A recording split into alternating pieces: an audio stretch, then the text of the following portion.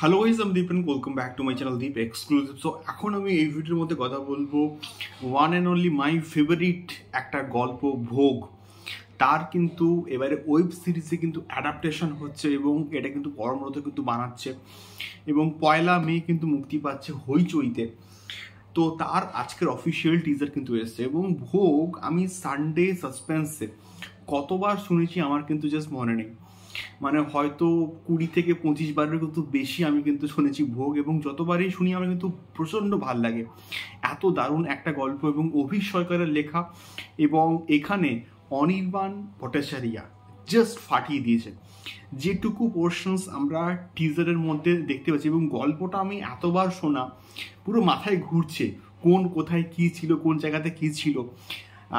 তো এখানে পার্নো মিত্র যে ক্যারেক্টারটা প্লে করছে ওই দাদাবাবু, ওই জায়গাটা জাস্ট নেলড ইট পার্নো মিত্র। এবং এখানে কিন্তু কোথাও গিয়ে অনির্বাণ জাস্ট ফাটিয়ে দিয়েছে। যেটুকু পোর্শনস আমরা দেখতে পাচ্ছি, ওই যে দোকান থেকে ওই মূর্তিটাকে কিনেছিল সেটুকু একটা পোর্শনস আছে এবং তাকে বলা হচ্ছে যে এটা কোনো তান্ত্রিক দেবী মূর্তি।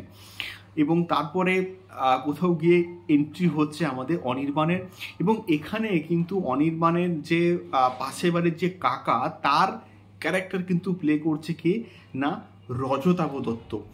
এবং এখানে তার প্রতি যে অ্যাগ্রেশন, তার যে কর্তৃত্ব এই পার্টিকুলার গল্পের মধ্যে, সেটা কোথাও গিয়ে প্রচণ্ড কিন্তু ইম্পর্টেন্ট এবং এটাও কিন্তু মোটামুটি ফুটে উঠছে। এবং যেভাবে আলো ছায়ার মাধ্যমে টিজারটাকে ডিজাইন করা হয়েছে সেটাও কিন্তু দেখতে ভাল লাগছে। এবং তান্ত্রিক যে দেবী মূর্তিটা আমরা কোথাও গিয়ে গল্পের মধ্যে শুনেছিলাম, সেটা কোথাও গিয়ে ভিজুয়ালাইজ করতে পারছি, সেটাও কিন্তু দেখতে ভাল লাগছে। তো ব্যাকগ্রাউন্ড স্কোরের কাজ ভালো এবং লাস্টে পার্নো মিত্রর যে এন্ট্রিটা সেটা কিন্তু দেখতে ভাল লাগে। এবং ওই যে বলছে যে দাদাবাবু ভোগ দেবেন না মাকে, ওই জায়গাটা কিন্তু ব্যাপক। মানে ব্যাকগ্রাউন্ড স্কোরের কাজ দারুণ, সব মিলিয়ে কিন্তু এই ভোগের টিজারটা প্রচণ্ড কিন্তু ভালো হয়েছে এবং আশা করছি ভালো কিছু হবে। এবং অনির্বাণ ভালো অভিনেতা এবং তার কাছ থেকে কন্টেন্ট বার করা যায় এবং সে ভালো ন্যাচারাল অভিনয় কিন্তু ডেলিভার করে কোথাও গিয়ে। তো সেক্ষেত্রে ভোগের টিজারটা আমার কিন্তু দারুণ লেগেছে। তোমরা অবশ্যই দেখো এবং তোমরা গল্পটা না শুনে থাকলে অবশ্যই কিন্তু সানডে সাসপেন্সে শোনো। অসাধারণ একটা গল্প এবং তোমাদের গল্পটা শোনার পর যখন তোমরা ওই যে ভোগটা দেখবে তখন কিন্তু রিলেট করতে পারবে যে গল্পের সঙ্গে কি কি চেঞ্জেস করা হয়েছে এবং গল্পের সঙ্গে কি পার্থক্য আছে কোথাও গিয়ে। তো সেইটা কোথাও গিয়ে আমার কিন্তু বেশ ভালো লাগলো এবং এইটা একটা কম্প্যারিজন ভিডিও আমি তো অবশ্যই করবো।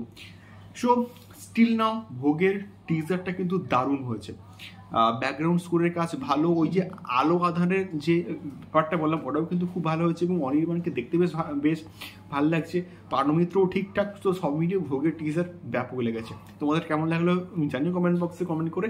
দেখা হচ্ছে পরবর্তী ভিডিওতে। টাটা।